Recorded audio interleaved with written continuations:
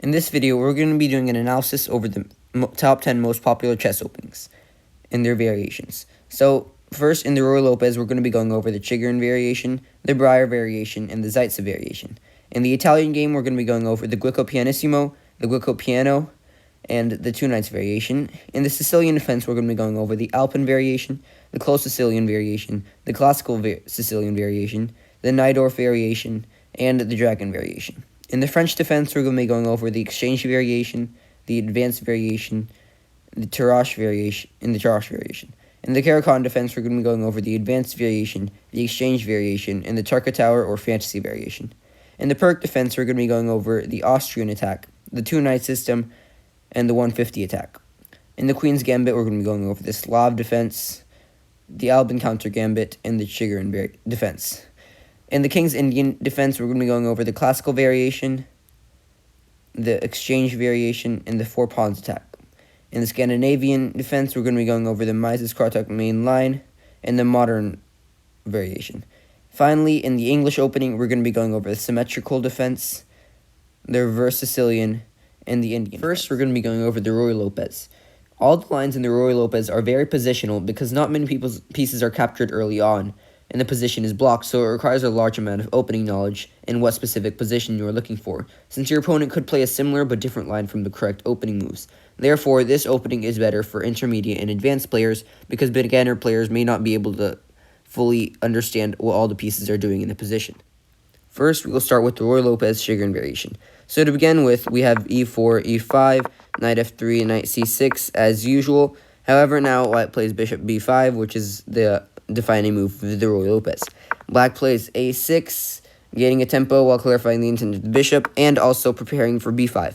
So white here plays bishop to a4, because if white plays bishop takes c6, then after dx c6, and then white takes a seemingly free e5 pawn, black can play queen to d4, and then when white moves its knight back to safety on f3, black can simply take the e4 pawn with check. So after bishop to a4, black plays knight to f6, simply developing and attacking the e4 pawn. And then here white castles, because if black takes the e4 pawn, then white can play rook to e1.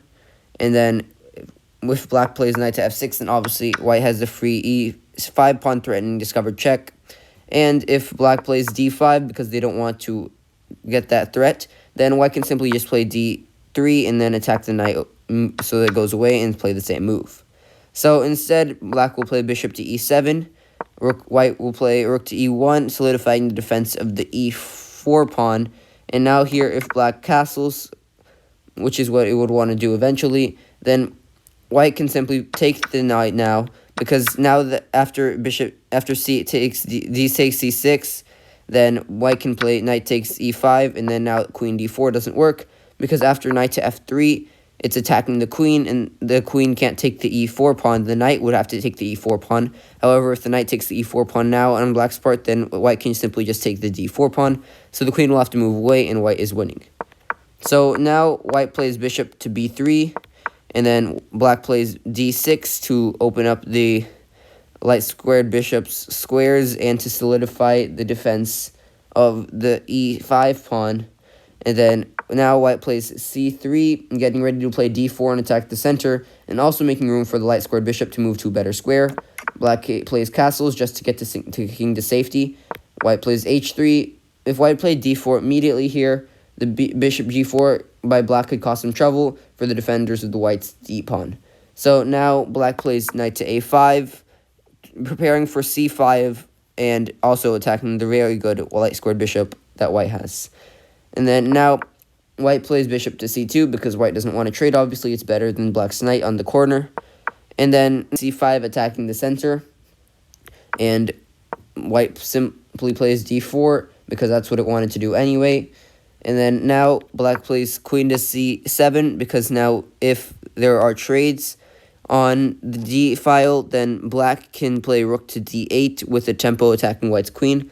So white develops its knight and protects and blocks the d file.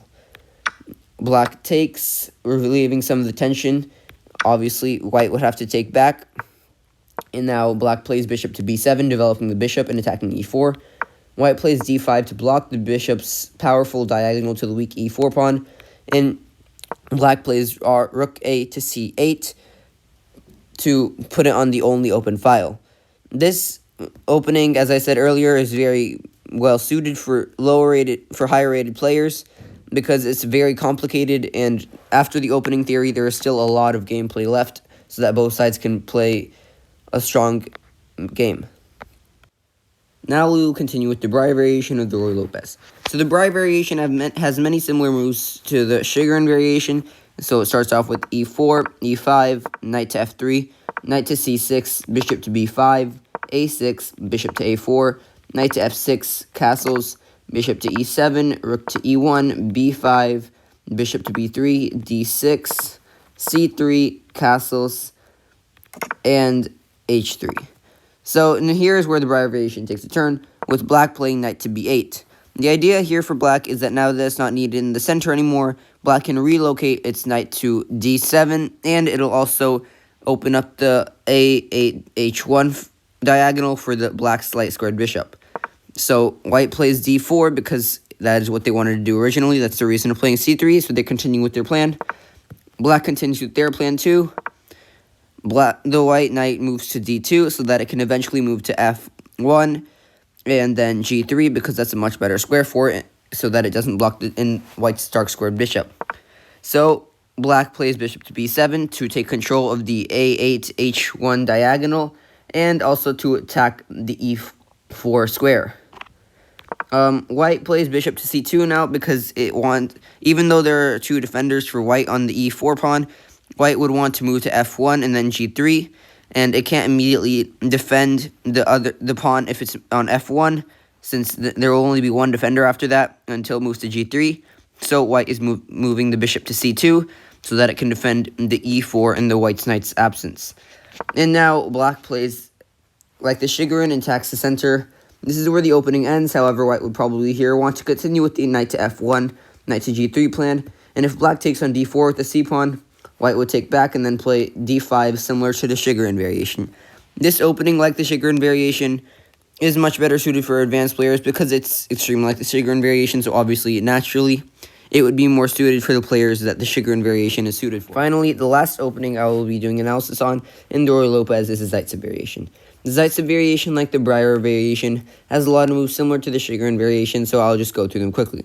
We have e4, e5, knight f3, knight c6, bishop to b5, a6, bishop to a4, knight to f6, castles, bishop to e7, rook to e1, b5, bishop to b3, d6, c3, castles, and h3. And now in the Zaitsev variation, black immediately puts its bishop on the a8h1 diagonal with bishop b7. And then white plays d4, obviously like the Briar variation, because that's what it played c3 earlier to do. And then now black plays rook to e8. Through the bishop on e7, it's protecting the e5 pawn, and it's in file that might open up soon. So then white plays knight b to d2 with the same plan as in the Briar defense of moving the knight to f1, and then g3 so that it can develop without blocking in the dark squared bishop. Black plays bishop to f8 because the rook wasn't really doing anything on e8 if the bishop was blocking its only square to the center.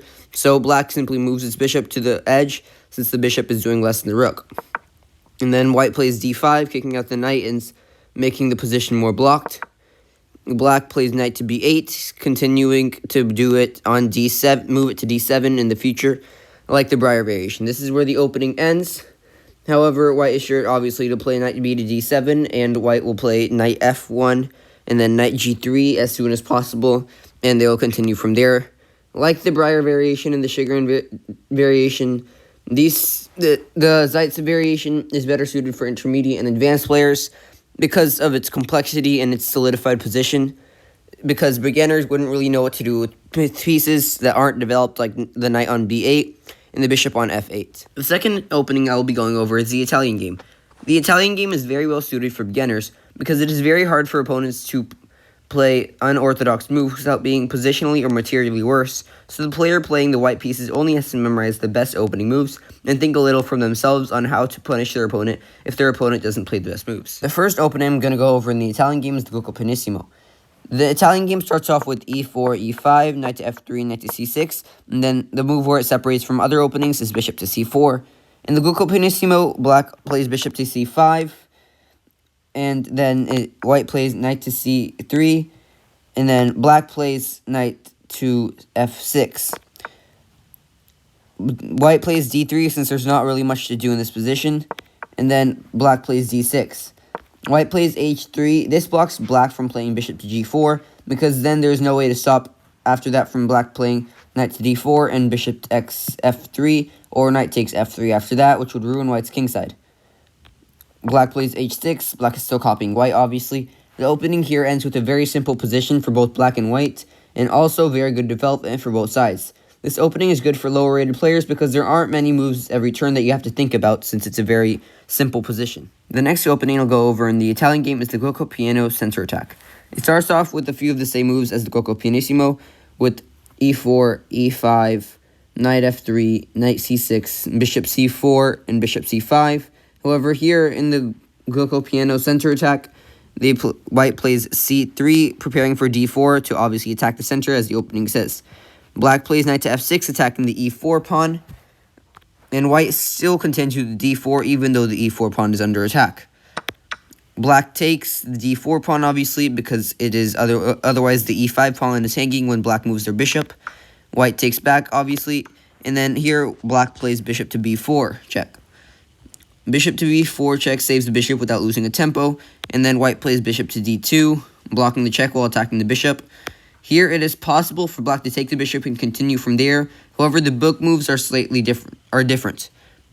The knight takes the e4 pawn, seemingly free. However, then white takes the b4 bishop, black takes back, and then white plays this brilliant check on f7, sacrificing the bishop.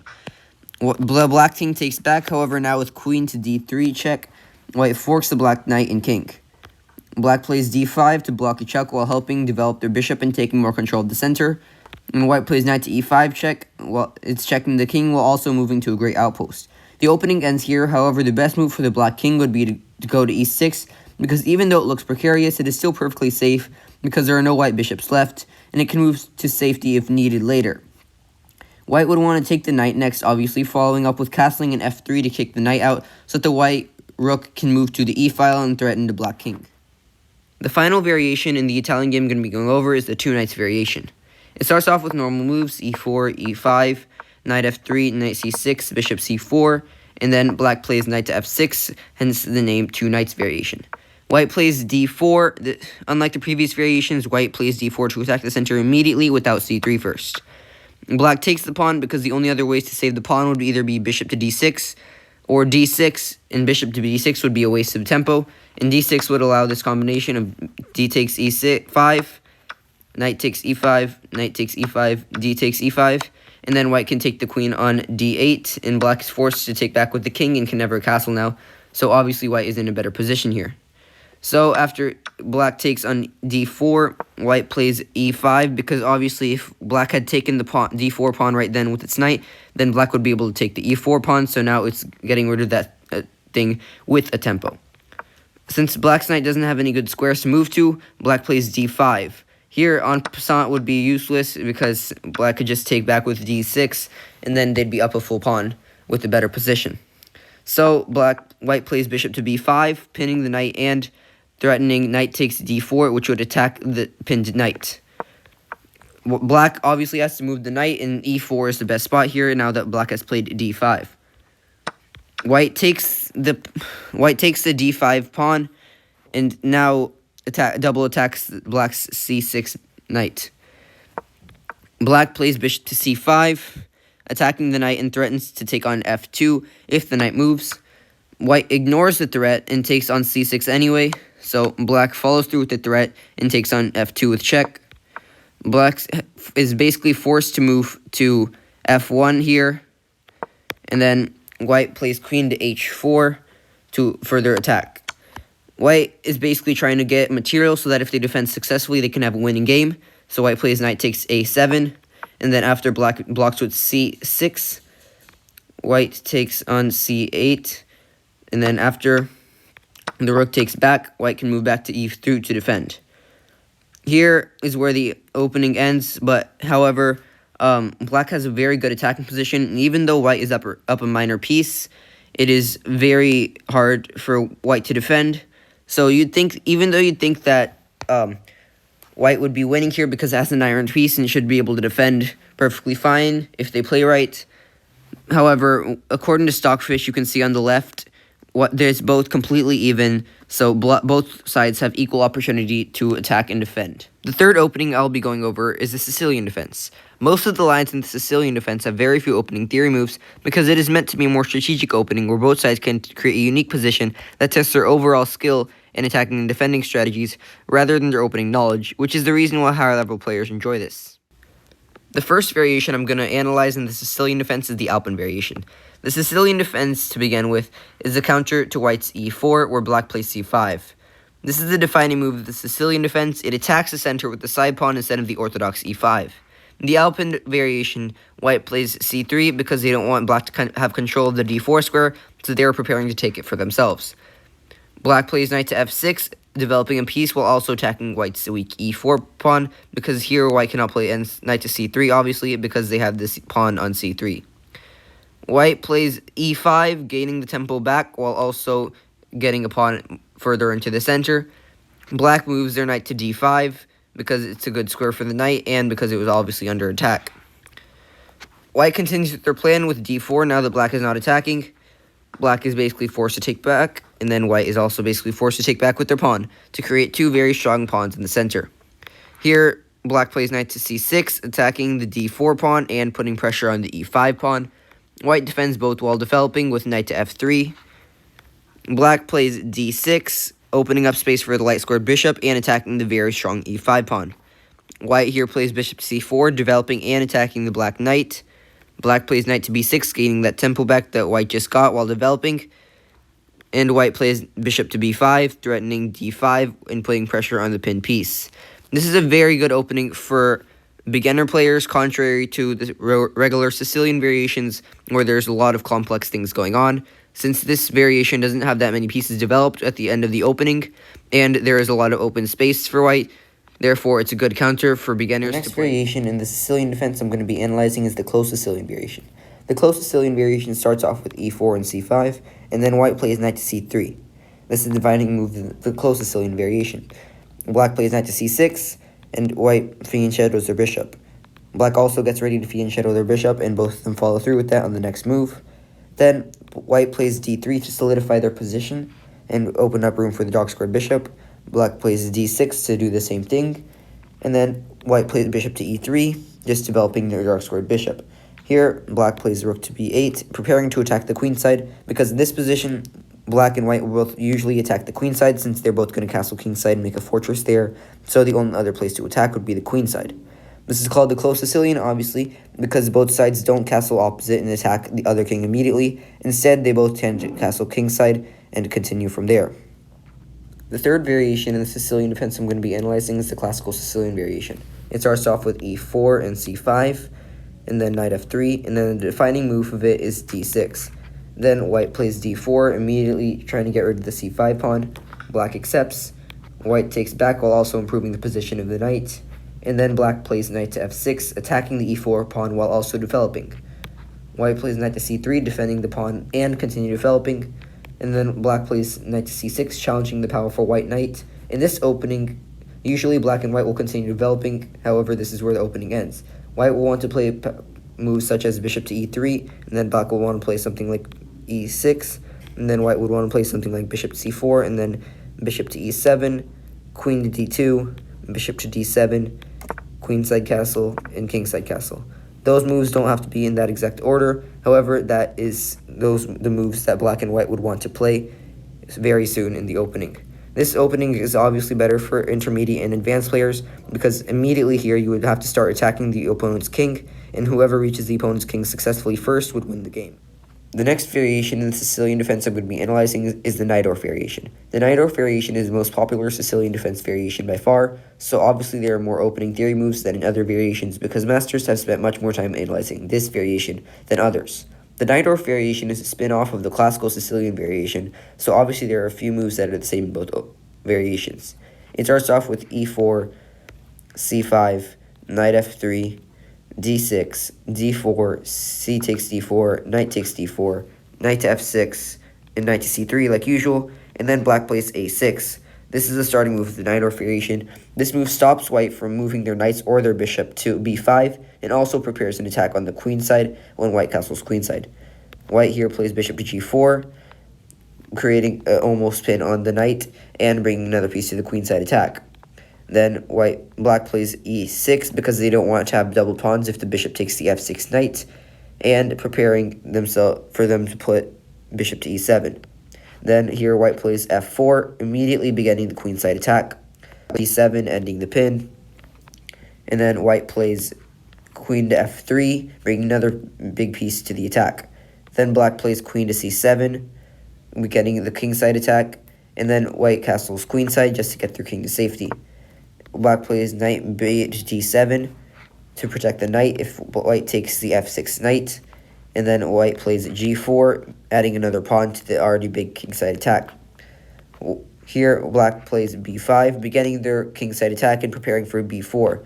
And here, white takes the f6 knight, so black obviously takes back with their knight because they don't want their position to change. White plays g5, kicking the knight out and moving their pawns forward with the tempo. Black plays knight to d7, moving their knight back because there's no other good squares for it. And then white plays f5. This may seem like white is just giving a free pawn on g5, especially with the free check. However, if black takes the g5 pawn, then white will be able to move their pieces on the g file and attack the kingside more. Black takes the g pawn because they want to have at least some advantage when white has this big threat, so that if they defend correctly, they can still have an advantage in the endgame. White plays king to b1 because it's forced. Black plays knight to e5 because it's a great outpost and it attacks the queen in the center of the board. And then white moves queen to h5, attacking the bishop and pinning the f pawn so that white can later play e6. This position may seem much better for white. However, according to Stockfish, this position isn't really that bad for black. And these are all the book moves for the main line of the most commonly played opening at the master level. So obviously this opening would have to be playable for both sides. This Najdorf variation is obviously much better for intermediate and advanced players like most Sicilian variations are, because it's very complicated. As you can see, there are a bunch of pieces in different positions, and you have to think about everything in the board, which beginners would probably struggle with. The last variation in the Sicilian defense I'm going to be analyzing is the dragon variation. The dragon variation, like the Najdorf variation, is a spin-off of the classical Sicilian variation, so like the Najdorf variation, it's going to have a few moves that are the same as both other openings.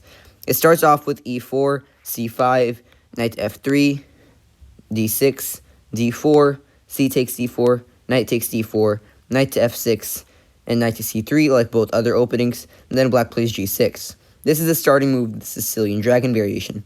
The difference between this variation and other Sicilian variations is that in the dragon variation, black fiend shadows the dark squared bishop. White then would want to play bishop to c4, developing the white bishop to the best square. Black plays bishop to g7, fiend shadowing the bishop, and white plays bishop to e3. f3 is also playable in this position to block knight to g4 immediately. However, bishop to b3 is the book move. Black then plays knight to c6, challenging the white knight in the center, and white plays f3, blocking knight to g4 and stabilizing white's e4 pawn in the center. f3, however, does in fact kind of worsen white's position if they castle kingside and play it safe, so it would be better for white to not play f3 if they are planning castle kingside. However, they would want to play f3 since it improves their position if they're going to castle queenside. From this position, white would want to play queen to d2 and then bishop to h6 to attack black's in-shadowed bishop. And then black would want to castle quickly, play e6, bishop to d7, and maybe start attacking the queen side while white starts attacking the king side. This opening is much better, obviously, for intermediate and advanced players because, like the other two Sicilian variations I spoke of earlier, it is very complicated. However, in this variation, there's the added fiend shadowed bishop and the bishop on h6 that white would want to play eventually. So it makes much more complicated positions because you also have to worry about the knight in d4 and the knight on c6. The fourth opening I'm going to be analyzing is the French defense. Most of the variations in this opening are based on a lot of memorization, because unless white or black plays a bad move, both sides shouldn't vary at all from the variation they're playing, since there are almost no other good moves. This could be good for beginners. However, in the advanced and triage variation, the board is left in a position where not many pieces have been captured, so there is still some potential for intermediate and advanced players to play for the advantage. The first variation in the French defense I'm going to be analyzing is the exchange variation. The French defense is a counter to e4, where black plays e6. This is a defining move for the French defense. It prepares for the next move d5 to attack the center. White plays d4. Since black didn't take control of the center immediately, white takes more control of it. Black plays d5, continuing with the reason why they played e6. White takes, and black takes back. There are two equally good lines here, so I'll show both of them. One of them is when white plays c4, attacking black's center pawn similar to the queen's gambit. Black plays knight to f6, developing the knight and preparing to take back with the knight if white takes the d5 pawn. White will play knight to c3, adding an attacker to the d5 pawn, and then black would want to play c6, adding a defender to the d5 pawn and creating a strong pawn chain. That is the end of that line. This line of the exchange variation is a bit more complicated than the other one because of the tension in the center. However, it is still simple enough for most beginning and intermediate players. From here, black would want to play moves like bishop to d6, and then bishop to e6, or to d7. However, most likely you would want to play to e6, because you would want to move your b knight to d7. Then white would want to play a similar move, such as bishop to d3, bishop to e3, and knight to f3. However, white could also play bishop to g5 instead of bishop to e3. The next line I'm going to show you is when instead of c4, white plays knight to f3. White develops their knight. Unlike in regular openings, knight to c3 isn't better because white won't get a tempo by playing it since the black queen is protecting the d5 pawn. Black here will also play knight to f6, copying white since the position is symmetrical. White will play knight to c3, developing another piece. That is the end of that line. This variation is good for beginning and intermediate players since the position is very open, so it is easy to see what every piece is doing. This position is very simple. Black would want to play things like bishop to g4, bishop to e7, and knight to c6, and white would want to do the same things with bishop to e2, bishop to g5, and then both sides would just want a castle. The next variation in the French defense I'm going to be analyzing is the advanced variation. It starts off with e4, e6, d4, d5, and then in the advanced variation, white plays e5. In this variation, white pushes their pawn to create a block in the center. Black's goal in this opening is to take the crucial d4 pawn in order to destroy the pawn chain and pick off the e5 pawn later. Black plays c5 immediately, starting with their plan, and white plays c3. White, in order to preserve the pawn chain, plays c3 so that if black takes on d4, there will still be a two-pawn pawn chain. Black plays knight to c6, continuing to attack the pawn. White plays knight to f3, continuing to defend the pawn. Black plays queen to b6, still developing and attacking. However, there's another ploy to black's queen to b6 move. It may be tempting to play bishop to e3 as white in order to attack the c5 pawn and at the same time defend the d4 pawn. However, if white plays that, then black queen can take on b2, and then when white plays knight to d2 in order to save the rook, black can take with the other pawn on c3. White plays bishop to d3 here. It may seem like white is getting rid of a defender of the d4 pawn for no reason, namely the white queen. However, if black takes with all their pieces in order to win a seemingly free d pawn, with c takes d4, bishop and then knight x d4, knight takes d4, queen takes d4. Then white can play bishop to b5 check, and then when black blocks with their bishop, white can take back, and when the king takes, white can take the free queen. Since black wouldn't want to play that, black would instead play anyway c takes d4, and then after pawn takes back, white would want to play bishop to d7 in order to stop the threat. White castles here with the Milner-Berry gambit, and then when black takes with all their pieces on d4, it is left with a position where white can get ahead in development in order for that pawn. Here, you would want to play something like rook to e1 and continue developing as white, and try to get that pawn back immediately as soon as possible. The Milner-Berry gambit is very risky, so it's better suited for intermediate and advanced. The last variation in the French defense I'm going to be analyzing is the triage variation. It starts off with e4, e6, d4, and d5, and then here white plays knight to d2. White defends the e4 pawn while also not blocking the c pawn from going to c3 to defend the d pawn in the future. Black plays knight to f6, adding an attacker to the d4 pawn while also developing. White plays e5, pushing the pawn similar to the advanced variation, however, this time with a tempo. Black plays knight f to d7, moving their knight to the only good square. White plays c3, defending the d4 pawn. This is where the book moves end. However, black and white can play this variation just like the advanced variation, but with the knight on d2 and d7. Like when black could play c5, and white could play knight g2 f3, and black could play knight to c6. And as you can see, this is very similar to the advanced variation, however, with the knight on d2 and the knight on d7. The fifth opening I'm going to be analyzing is the Caro-Kann defense. The Caro-Kann defense usually results in open positions, so this opening would be good for beginners. However, black goes behind in development to reach the open positions, so the black player will have to be very familiar with this opening so that they don't lose to white if white uses those extra developing moves to attack black. The first variation in the Caro-Kann I'm going to be analyzing is the advanced variation. The Caro-Kann starts off with e4, and when black plays c6, that's where the Caro-Kann variation begins. Black prepares to play d5 and attack the e4 pawn. White plays d4, taking control of the center since black didn't do so. Black here plays d5, continuing with their plan of attacking the center. White plays e5. This is where the advanced variation separates from other variations of Caro-Kann. Black plays bishop to f5. Since black will want to play e6 in the future, black develops their bishop first so that it won't be blocked in. White plays knight to f3, developing. Black plays e6, solidifying their pawn structure in the center. White plays bishop to e2, simply developing again. And black plays knight to d7. Since the light squared bishop is already developed, this move doesn't block the bishop, so it's a good developing move. At this point, white and black can continue developing since the positions are very solid now for both sides.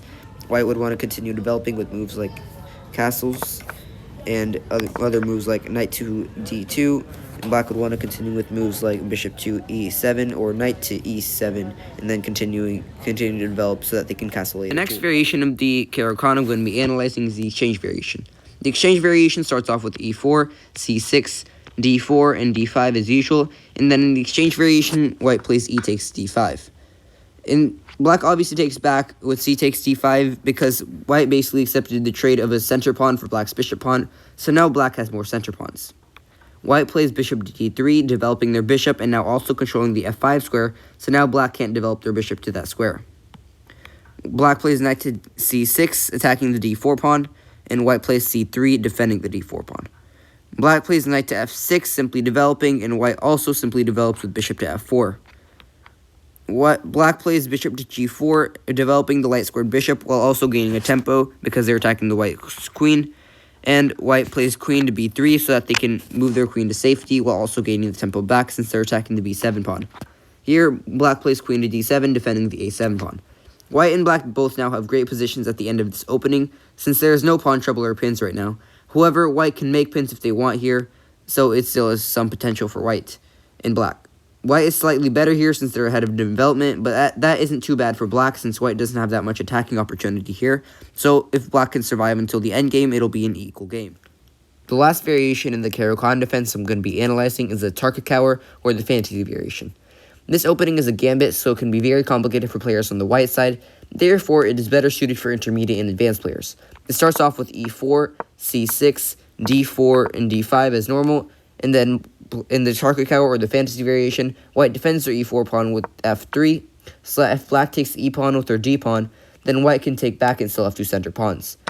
Black does indeed take the e4 pawn, and white obviously takes back. Black challenges the center again with e5. This is a trap for white by black. If white sees the e4 pawn as free material and takes it, then black can play queen to h4 check, and then white king will either have to move to a bad square like king to d2, and then black can obviously take the e4 pawn with their queen, or white will have to play g3, and then black can play queen next e4 check, and when white blocks a check, black can take the rook on h1. So instead, after e5, white would want to play knight to f3, preparing to take the e4 pawn with their knight now. Black takes the d4 pawn, and white plays bishop to c4, continuing to develop. From here, white will want to eventually take the d4 pawn. If white takes the d4 pawn now with their queen, then after the trade, bishop to c5 will put black ahead in development, and white still can't take with their knight since queen to h4 still looms. Black won't probably want to try to defend that pawn, since they will get behind in development if they do. The sixth opening I'm going to be analyzing is the Perk defense.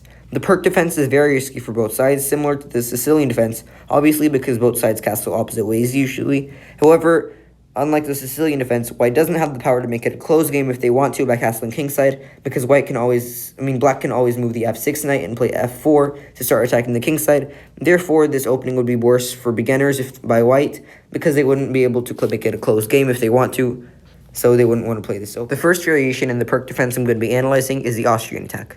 The Perk defense starts off with e4 when Black plays d6. This is the beginning move of the Perk defense, and the Perk, instead of attacking the center with their pawns immediately, similar to the King's Indian defense, Black develops the kingside pieces quickly and castles. The reason Black plays d6 is so that when they play knight to f6 later, White can't play e5. White plays d4, continuing to attack the center since Black didn't, and Black plays knight to f6, developing the kingside knight like I said they would, and attacking the e4 pawn.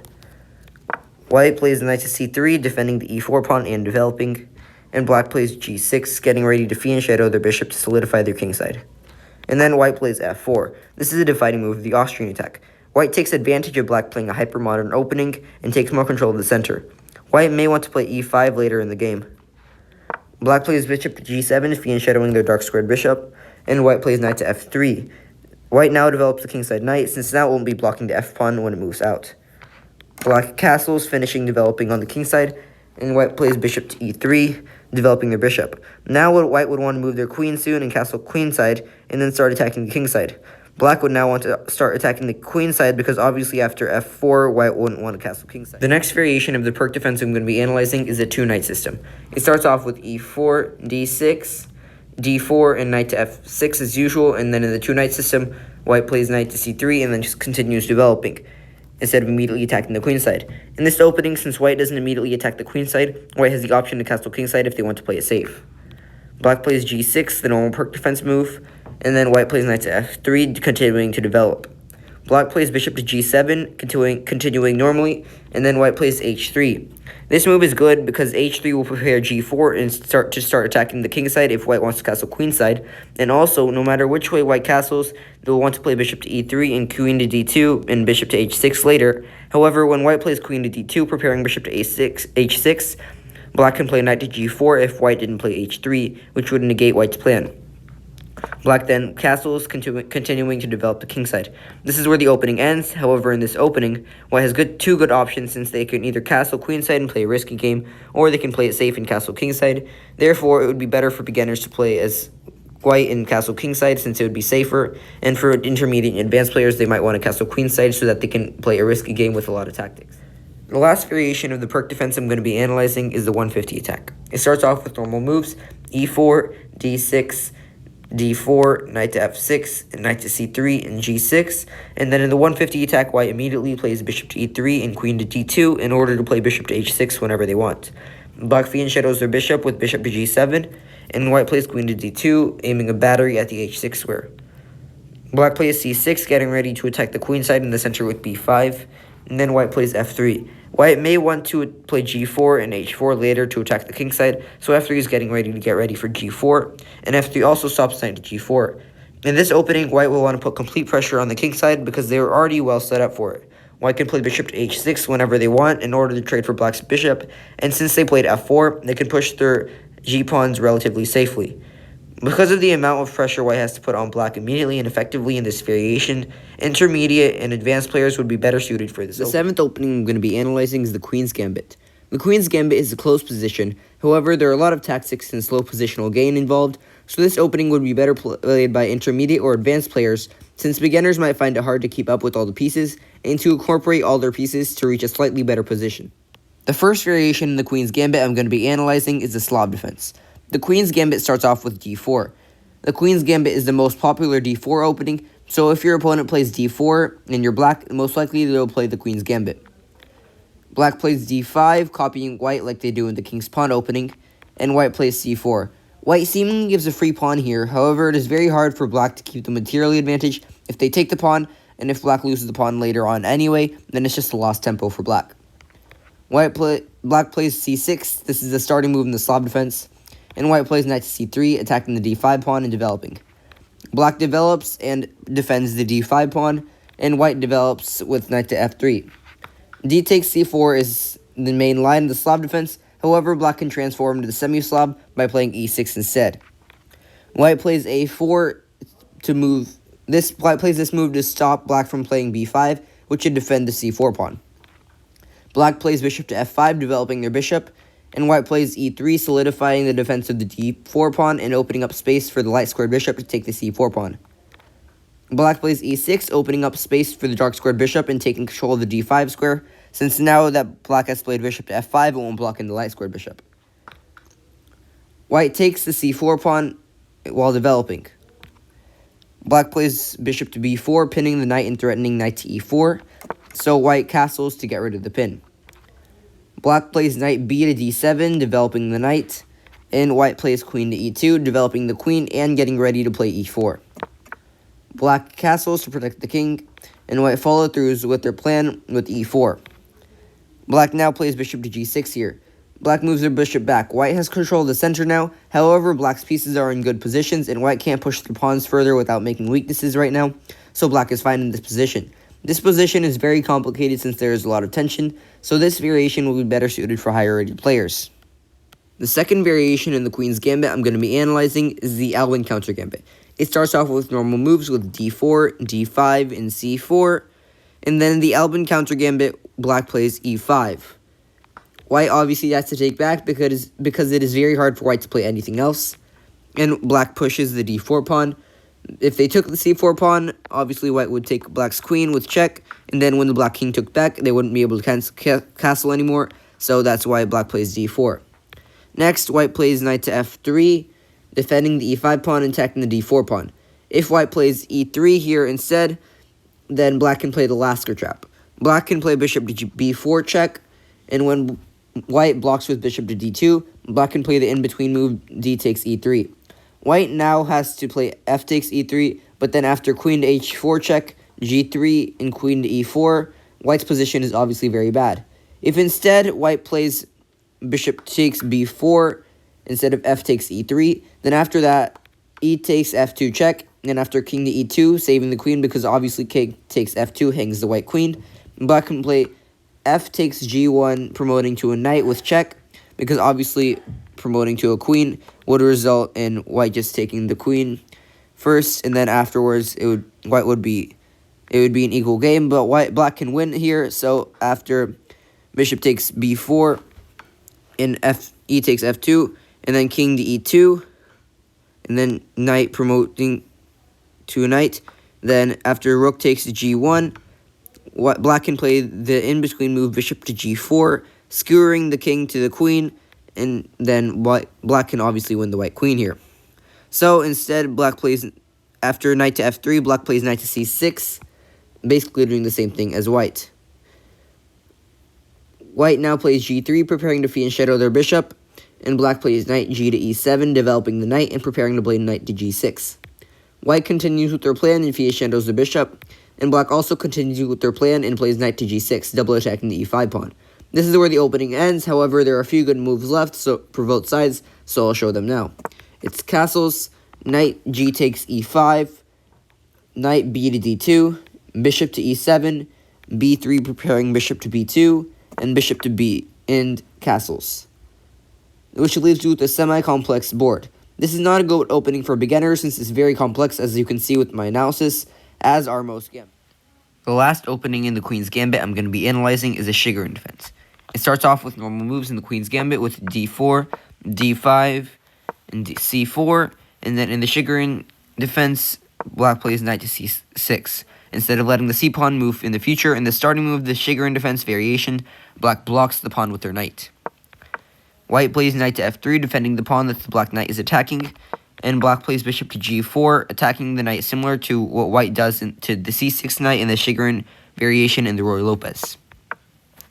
White plays knight to c3, attacking the d5 pawn, and black plays e6, defending the d5 pawn.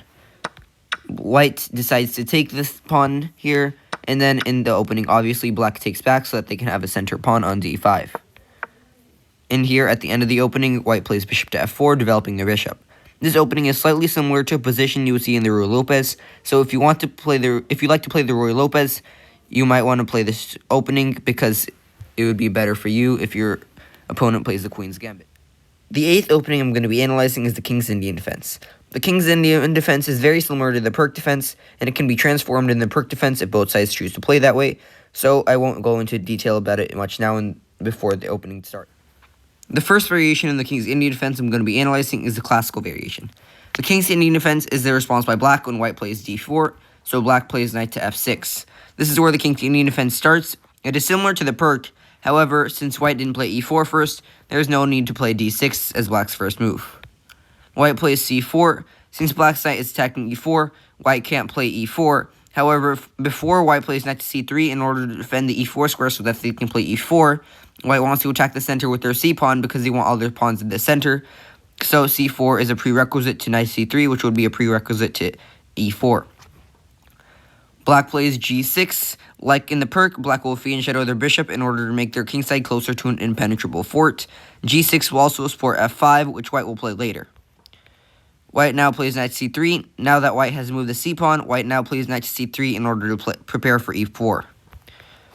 Black plays bishop to g7, fiend shadowing their bishop. And white plays e4. Now that white has played c4 and knight to c3, they can finally play e4 now. Now that e4 is a threat, black is forced to play d6 because of e4, e5. White plays knight to f3, developing, and black castles, completing the kingside for development. Here, white plays bishop to e2, preparing the castle kingside like black, and black plays e5, beginning to attack the center now that they have completed the kingside development. White castles also, since the d4 pawn is already protected by the f3 knight and the queen, so there's no need to worry about the tension in the center. Black plays knight to c6, developing and attacking the d4 pawn. And now that there's a lot of defenders on that, attackers on that pawn, white pushes the pawn with d5 to solidify the position. Black now plays knight to e7, moving their knight closer to the kingside where they're gonna attack later on. And white plays b4, beginning the queenside attack. In King's Indian Defense, white attacks the queenside and black attacks the kingside. The reason white attacks the queenside is because if they can properly defend the kingside, then with the attack on the queenside, they will have a much better position than black. Black plays knight to h5, moving the knight out of the way so that they can play f5 later. And then white plays rook to e1, developing the rook and making way for the king to have more space when black starts attacking the kingside. Black now plays f5, beginning their attack on the kingside, and white plays knight to g5, moving their knight out of the way so that they can play bishop to f3. Black plays knight to f6, moving their knight back to the best square now that they have played f5, and white plays bishop to f3, defending the e4 pawn with their bishop. Here, it may seem logical to play f3 instead of bishop to f3, because here white is just blocking the bishop, and white wants a solidified position on the king side. However, after f takes e4 and f takes e4, there's going to be an open file on the f file, and black's rook is on that file, and it would be easier for black to attack once there's an open file pointing directly to white's king. So white plays bishop to f3, and black plays c6.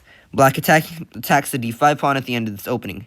This opening is very complicated because no pieces have currently been taken, and there's a lot of tension, so both players would be much better if they were advanced players, since there's a lot of tactical attacking and defending potential in this opening. The second variation in the King's Indian Defense I'm going to be analyzing is the exchange variation.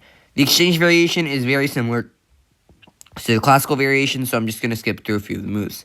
It starts off with d4, knight to f6, c4, g6, knight to c3, bishop to g7, e4, d6, knight to f3, castles, bishop to e2, and e5. In the exchange variation here, white plays d takes e5. The exchange variation differs from the classical variation very late in the opening. However, it has a completely different result because of the trading that occurs in this variation. Black obviously is forced to take back, and white trades queens. Black takes back on d8, and then white plays bishop to g5. This is the end of the opening. White simply pins the knight. Here, black would want to defend the e5 pawn because of obviously knight takes e5. This opening is much simpler than the classical variation because the position is more open. There's an open file, and the queens have been traded, so any level of players can play this. Beginners can play this since if they can't understand the complex positions of the classical variation, or higher levels of players could play this variation if they want to play further. The last variation in the King's Indian defense I'm going to be analyzing is the 4 pawns attack. The 4 pawns attack starts off with normal King's Indian defense moves with d4, knight to f6, c4, g6, knight to c3, bishop to g7, e4, and d6. And then in the 4 pawns attack, white attacks the center with 4 pawns, hence the name, with f4. Black finishes castling kingside, and white plays knight to f3, developing now that the f-pawn is moved out of the way. Now that black has castled, they are going for the center with c5, but white doesn't want to give up the center, so they play d5, closing the position. Black really wants to get rid of white's center because it's very strong and it's a threat to black, so they play e6, threatening the center again. And here, white can't really push any pawns because it's a close position, so white simply plays bishop to e2 because they don't want to be the one to trade. Since if they trade now, then they won't be able to maintain 2 center pawns, but if black takes, then they will be able to maintain 2 center pawns by playing c takes d5. Black does take this d5 pawn because they want to destroy white's center piece by piece, and white obviously takes back with the c pawn so that they can maintain 2 center pawns. Black plays bishop to g4, developing their bishop and threatening the f3 knight, and white castles, finishing their development. After this position, white will want to attack the queen side while defending the center and the f-pawn because those 2 factors will help to stop black's king's attack on the king side, and black will want to play f5 soon and start attacking the king side with all their pieces. In the 4 pawns attack, as you can see, white has a bit more protection in the center on the king side because of the f4 pawn. It's protecting against f5 because white may be able to play e5 in the future if they add some defenders to that square. The 8th opening we're going to be analyzing is the Scandinavian defense. Like the Caro-Kann defense and the French defense exchange variation, the Scandinavian defense normally results in open positions in which both sides can play simple tactics and attacks, so this opening would be better suited for beginners and intermediate players. The first variation of the Scandinavian defense I'm going to be analyzing is the Mises-Krituk variation. The Scandinavian starts off when white plays e4 and black plays d5, immediately challenging white's center pawn. White takes the pawn, and in the Mises-Krituk variation, the queen takes the d5 pawn back. White plays knight to c3, developing and attacking black's queen, and black plays queen to a5, moving their queen to a spot where white can't immediately attack it. White plays d4, continuing with their developmental process, and black plays knight to f6, starting to develop the rest of the pieces. White plays knight to f3, continuing to develop, and black plays bishop to f5, taking control of the diagonal. White plays knight to e5 here, moving their knight to the center and attacking f7, and here black plays c6, making sure white can't play d5 and taking control of the center slightly. This position is slightly worse for black, obviously, since black is behind in development because they had so many queen moves. However, white can't really attack black effectively, so if black defends correctly, this should result in an even position where it opens, which would be better for a beginner and intermediate player. The second and last variation of the Scandinavian defense I'm going to be analyzing is the modern variation. It starts off with normal Scandinavian defense moves with e4, d5, and exd5, and then in the modern variation, black plays knight to f6, attacking the pawn instead of immediately attacking with the queen, so that eventually, when black does take, white can't play knight to c3 while attacking the black queen. White does play knight to c3 here. White can play also c4. However, it is hard for white to sustain that position, so knight to c3 is better, so that white can take black's knight when they take the d5 pawn. Black takes, and white takes back, and then the queen takes back with their queen. The difference between this and the Mises-Krituk variation is that in this variation, white can't attack the queen in the center of the board immediately. Therefore, this variation would probably be better for black. White can continue developing from here along with black. Black's queen in the center of the board isn't too different from if it was on d8, so white doesn't have any problems here, and black and white can create a unique position from this point on since there's no in-depth theory. Therefore, it would be better for intermediate players since they can create a unique position. Beginners would be better off with positions that are stabilized, and advanced players would want positional openings, so this would be better for. The final opening I'll go into is the English opening.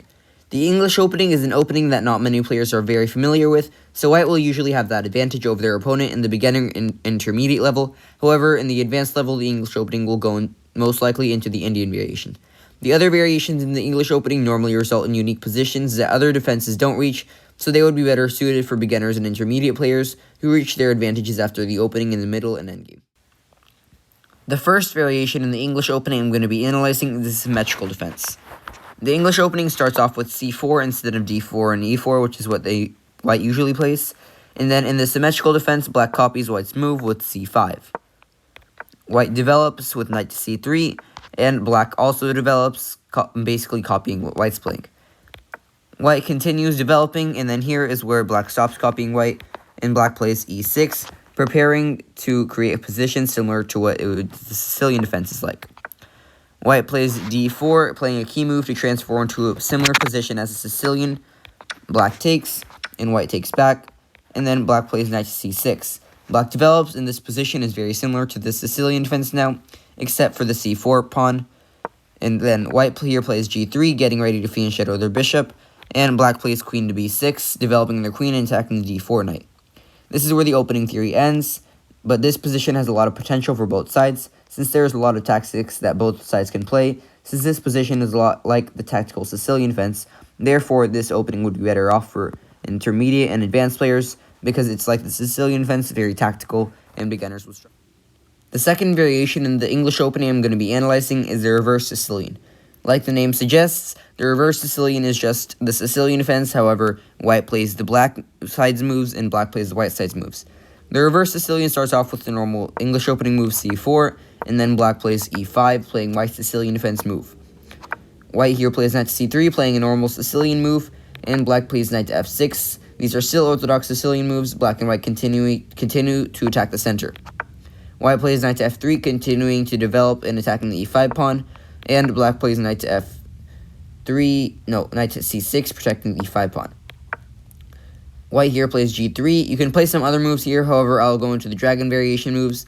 Here, white gets ready to fiend shadow their bishop. Black now plays d5. Now that black protected the e5 pawn, they can continue with the orthodox Sicilian move, which threatens the c pawn. White obviously would want to trade their c pawn for a center pawn, so they play c takes d5, and knight takes d5, black takes like in the Sicilian.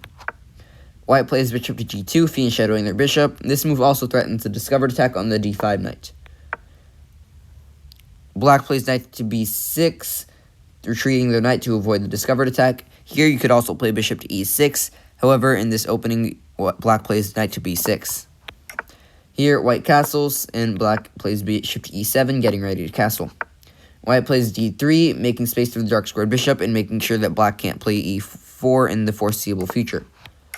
Black castles, the variation ends here, however, this is close to a normal Sicilian defense variation, so both sides can play now how they would play for the opposite side in the Sicilian. The last opening in the English defense I'm going to be analyzing is the Indian defense. The Indian defense starts off with normal English opening moves with c4, and then black plays knight to f6. Black is playing the normal moves for the king's Indian defense. Since white didn't play e4, they can't attack the f6 knight immediately. White plays knight to c3, continuing to attack the center, and black plays g6, preparing to fiend shadow their bishop. White plays d4, transforming into the normal queen's gambit moves, and black plays d5, starting to attack the center. White obviously takes the pawn, and black takes back with the knight. White plays knight to f3, developing their knight, and black plays bishop to g7, fiend shadowing their bishop, getting ready to castle, and attacking the d4 pawn. White plays e4, attacking the center knight, and also taking control of the center with their two pawns in the center. Black takes the white knight, and white takes back with the c pawn. Here, black plays c5, and however, if white takes the pawn, then after queen takes d1 check, king takes d1, white can never castle, and since white doesn't have a b pawn anymore, it'll be extremely unlikely that white can defend upper doubled pawn successfully. Therefore, white doesn't even get that pawn for free. So instead